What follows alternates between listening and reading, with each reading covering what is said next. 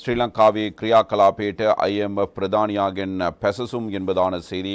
இலங்கையின் நடவடிக்கைகள் குறித்து IMF பிரதானி மகிழ்ச்சி வெளிப்படுத்தி இருக்கிறார், வாழ்த்து தெரிவித்திருக்கிறார். அதாவது பொருளாதார நடவடிக்கைகள்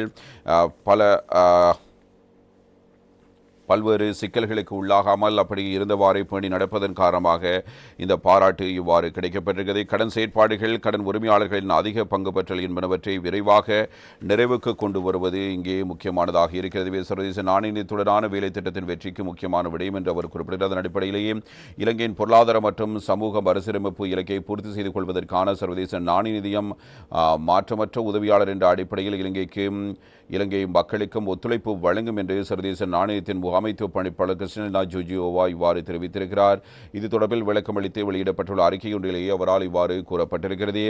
சர்வதேச நாணயத்துடன் ஒத்துழைப்புடன் எதிர்பார்க்கப்பட்ட பொருளாதார மறுசீரமைப்புகளை இலங்கை அதிகாரிகள் முன்னெடுத்து வருகிறார்கள். அதனூடாக கடன் நிலைபெறுத்தன்மையை உருவாக்கிக் கொள்ளுதல், மிகவும் பரந்துபட்ட நுண்பொருளாதார மறுசீரமைப்பை மேற்கொள்ள முடியும் என்பதோடு பொருளாதாரம் மிகவும் சிறந்த கட்டுப்பாடு மற்றும் வெளிப்படைத்தன்மை என்பவற்றை திட்டமிட முடியும். 2023 ஆண்டு மார்ச் மாதம் சர்வதேச நாணயத்தினூடாக இலங்கைக்கு $3 பில்லியன் நீடிக்கப்பட்ட கடனுக்கு அனுமதியை பெற்றுக்கொள்ளக்கூடியதாக இருக்கும். இந்த வேலை திட்டம் 48 மாதங்களுக்கு நடைமுறைப்படுத்தப்படும்.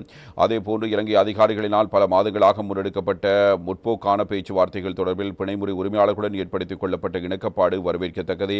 கடன் செயற்பாடுகள், கடன் உரிமையாளர்களின் அதிக பங்கு பற்றல் என்பவற்றை விரைவாக நிறைவு செய்வது இந்த வேலை திட்டத்தின் வெற்றிக்கு முக்கியம். அதற்கு சமமாக இருக்கும் மீதமுள்ள கடன் மறுசீரமைப்பு இணக்கப்பாட்டை நிறைவு செய்வதற்கு அதிகாரிகள் செயற்பட்டு வருகிறார்கள். இந்த கூட்டு முயற்சியில் இலங்கையின் கடன் மறுசீரமைப்பு வேலை திட்டம் வெற்றிக்கு மிக முக்கியமானது. கடன் மறுசீரமைப்பு நடவடிக்கைகளை தொடர்ந்து முன்னெடுத்துச் சென்று பொருளாதார நிலைபெற தன்மை மற்றும் அதிக வளர்ச்சியை முன்னெடுத்துச் செல்வதற்கு இலங்கை அதிகாரிகள் அவர்களின் அர்ப்பணிப்பை வெளிப்படுத்தி இருக்கிறார்கள். இலங்கை பொருளாதார மற்றும் சமூக மறுசீரமைப்பு இலக்கை பூர்த்தி செய்து கொள்வதற்காக சர்வதேச நாணய நிதியம் மாற்றமற்ற உதவியாளர் என்ற அடிப்படையில் இலங்கைக்கும் இலங்கை மக்களுக்கும் ஒத்துழைப்பை வழங்கும் என்பதாக இவ்வாறு கிறிஸ்டியானோ ஜோர்ஜியோவா குறிப்பிட்டிருக்கிறார், IMF பிரதானி. இதே நேரத்தில் இலங்கையினுடைய பொருளாதாரமானது 2025 ஆண்டாகின்ற பொழுது சீராகிவிடும் என்ற நம்பிக்கையினை மத்திய வங்கியின் ஆளுநர் வெளிப்படுத்தி இருக்கிறார். பொருளாதார ரீதியாக தற்போது வரையில் எட்டப்பட்டுள்ள தீர்மானங்களுக்கு அமைய 2025 ஆண்டிலிருந்து பொருளாதாரம் இயல்பு நிலைக்கு திரும்பும் என்று எதிர்பார்க்கப்படுவதாகவும் அடுத்த வருடத்திலிருந்து ஒரு சாதகமான பொருளாதார வளர்ச்சியை எதிர்பார்க்கலாம் என்றும் மத்திய வங்கியின் ஆளுநரினால் இவ்வாறு தெரிவிக்கப்படுகிறது. எனவே குறைந்த பணவீக்கம், நிதி கட்டமைப்பின் நிலைபெறு தன்மையை பாதுகாத்துக் கொண்டு முன்னோக்கி செல்ல முடியும் என்றும் மத்திய வங்கியின் ஆளுநர் நந்தலால் வீரசிங்கே இவ்வாறு தெரிவிக்கிறார். சர்வதேச நாணயத்துடனான வேலை திட்டத்தின் பிரதான அளவுகோல்களில் மேற்கொள்ளப்பட்டுள்ள மாற்றங்கள் எவை என்பதை அடுத்த வரவு செலவு திட்டத்தில் நிதியமைச்சு முன்வைக்கும் என்ற எதிர்பார்ப்பு காணப்படுவதாகவும் அவரால் சுட்டிக்காட்டப்பட்டிருக்கிறது. மத்திய வங்கியில் நேற்று இடம்பெற்ற செய்தியாளர் சந்திப்பிலேயே அவர் இவ்வாறு குறிப்பிட்டிருக்கிறார். சர்வதேச நாணய நிதித்துடனான வேலை திட்டத்தின் 3வது மீளாய்வு பேச்சுவார்த்தைகளில் அதிகாரிகள் மட்டத்தில் இணக்கப்பாடு எட்டப்பட்டிருக்கிறது. அரசாங்கத்தின் வரவு செலவு திட்டம் சமர்ப்பிக்கப்பட்டதன் பின்னர் சர்வதேச நாணய நிதியத்தின் பணிப்பாளர்கள் சபையில் அதற்கான அனுமதி கிடைக்கும் என்று எதிர்பார்க்கிறோம். அதனூடாக கிடைக்க வேண்டிய பணம் மிக விரைவாக கிடைக்கப்பெறும் என எதிர்பார்க்கிறோம். அதேபோன்று அரசு கடனை மறுசீரமைப்பு செய்வதற்கான பேச்சுவார்த்தைகளும் இறுதிக்கட்டத்தை அடைந்திருக்கின்றன. அதற்கமைய அடுத்த வருடத்தில் பொருளாதாரம் இயல்பு நிலைக்கு திரும்பும் என்றும் எதிர்பார்க்கிறோம். எனவே அடுத்த வருடத்திலிருந்து ஒரு சாதகமான பொருளாதார வளர்ச்சி, குறைந்த பணவீக்கம், நிதி கட்டமைப்பின் நிலைபெறு தன்மையை பாதுகாத்துக் கொண்டு முன்னோக்கி செல்ல முடியும். சர்வதேச நாணயத்துடனான வேலை திட்டத்தின் பிரதான அளவுகோல்களில் ஒரு சில மாற்றங்களை மேற்கொள்ள முடியும். அவ்வாறான மாற்றங்கள் எவை என்பதை அடுத்த வரவு செலவு திட்டத்தில் நிதியமைச்சு முன்வைக்கும் என்று எதிர்பார்ப்பதாகவும் இவ்வாறு நந்தலால் வீரசிங்கவினால் கூறப்பட்டிருக்கிற தகவல்கள் மூலமாக காணக்கூடியதாக இருக்கிறது. எனவே இதுவரை காலமும் நடைமுறையில் இருந்த இரட்டை கொள்கை வட்டி வீத பொறிமுறைக்கு பதிலாக நேற்று முதல் அமலுக்கு வரும் வகையில் ஓரிரவு கொள்கை வீதம் என அழைக்கப்படும் ஒற்றை கொள்கை இப்பொழுது கடைபிடிக்கப்பட்டு வருவதாகவும் மத்திய வங்கியினால் வெளிப்படுத்தப்பட்டிருக்கிற தகவல்களின் மூலம் இந்த செய்தி இவ்வாறு தரப்படுகிறது. எனவே மத்திய வங்கியின் ஆளுநர் நேற்று நடத்திய செய்தியாளர் சந்திப்பில் இது தொடர்பான விடயங்கள் வெளிப்படுத்தப்பட்டிருக்கின்றன. நாட்டினுடைய பொருளாதார நிலைவரம் மற்றும் எதிர்கால எதிர்வுகூறல்கள் சார்ந்த தரவுகளும் வெளியிடப்பட்டிருக்கின்றன. இலங்கை மத்திய வங்கியானது நேற்று முதல் நடைமுறைக்கு வகும் வகையில் இதுவரை காலமும் பின்பற்றப்பட்டு வந்த இரட்டை கொள்கை வட்டி வீத பொறிமுறையிலிருந்து ஒற்றை கொள்கை வட்டி வீத பொறிமுறைக்கு நகர்ந்திருக்கிறது. ஓரிரவு கொள்கை வீதம் எனும் பெயரால் அழைக்கப்படும் இந்த வீதமே இனி வருங்காலங்களில் மத்திய வங்கியின் நாணய கொள்கை நிலைப்பாடுகள் குறித்து சமிஞ்சை செய்வதற்கும் அதனை நடைமுறைப்படுத்துவதற்குமான நாணய கொள்கைகளை கருவியாக தொழிற்படும். அதற்கமைய நாணய சபையினால் ஓரிரவு கொள்கை வீதமானது 8 வீதமாக நிர்ணயிக்கப்பட்டிருந்ததோடு நியதி ஒதுக்கு வீதத்தை 2% பேணுவதற்கு தீர்மானிக்கப்பட்டது. அதேவேளை இதுவரை காலமும் நடைமுறையில் இருந்த துணை நில் வைப்பு வசதி வீதம் மற்றும் துணை நில் கடன் வழங்கல் வசதி வீதம் என்பன மத்திய வங்கியின் கொள்கை வட்டி வீதங்களாக கருத்தில் கொள்ளப்பட மாட்டாது. இருப்பினும் மத்திய வங்கியுடனான ஓரிரவு கொடுக்கல் வாங்கல்களில் பங்கேற்கும் நிறுவனங்களுக்கு இக்கொள்கை வட்டி வீதங்கள் தொடர்ந்தும் நடைமுறைப்படுத்தப்படும். அதேபோன்று ஓரிரவு கொள்கை வீதத்தை அறிமுகப்படுத்துவதற்கு மேற்கொள்ளப்பட்ட தீர்மானத்துக்கு மேலதிகமாக நாணய கொள்கை நிலைப்பாட்டை தளர்த்துவதற்கும் நாணய சபை தீர்மானித்திருக்கிறது.